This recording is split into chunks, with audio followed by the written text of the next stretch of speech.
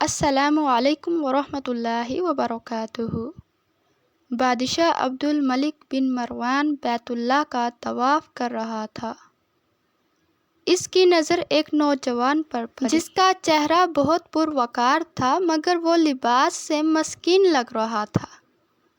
عبد الملک نے پوچھا، یہ نوجوان کون ہے؟ تو اسے بتایا گیا کہ اس نوجوان کا نام سالم ہے اور یہ سیدنا عبداللہ بن عمر رضی اللہ تعالی عنہ کا بیٹا اور سیدنا عمر بن خطاب رضی اللہ تعالی عنہ کا پوتا ہے۔ خلیفہ عبد الملک کو دھچکا لگا اور اس نے اس نوجوان کو بلا بھیجا۔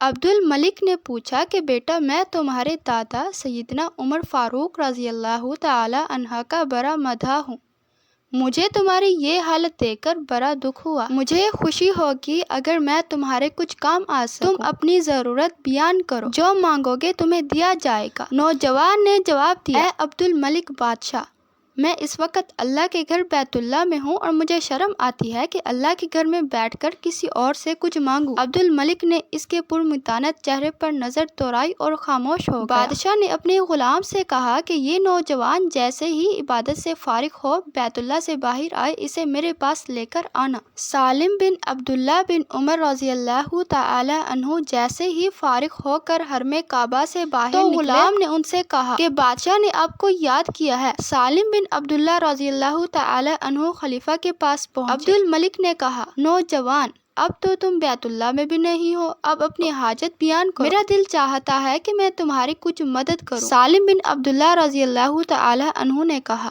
اے بادشاہ، آپ میری کون سی ضرورت پوری کر سکتے ہیں، دنیاوی یا آخرت کی؟ بادشاہ نے جواب دیا کہ میری دسترس میں تو دنیاوی مال و متاع ہی ہے۔ سالم بن عبداللہ رضی اللہ تعالی عنہ نے جواب دیا، امیر المومنین، دنیا تو میں نے کبھی اللہ سے بھی نہیں مانگی جو اس دنیا کا مالک کل ہے، آپ سے کیا مانگوں گا؟ میری ضرورت اور پریشانی تو صرف آخرت کے حوالے سے ہے۔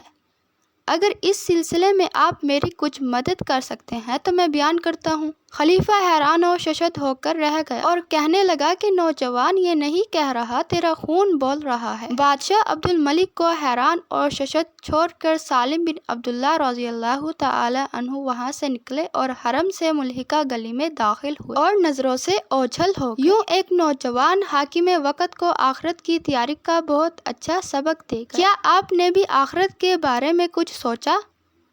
نہیں سوچا تو اللہ کے واسطے ابھی اسی لمحے سے سوچیں، کیا پتہ اگلا لمحہ ہمیں نصیب ہو یا نہ ہو۔ اس پیغام کو اپنے ساتھیوں تک پہنچائیے، ہو سکتا ہے اللہ کسی کی زندگی کو آپ کے ذریعے بدل دے۔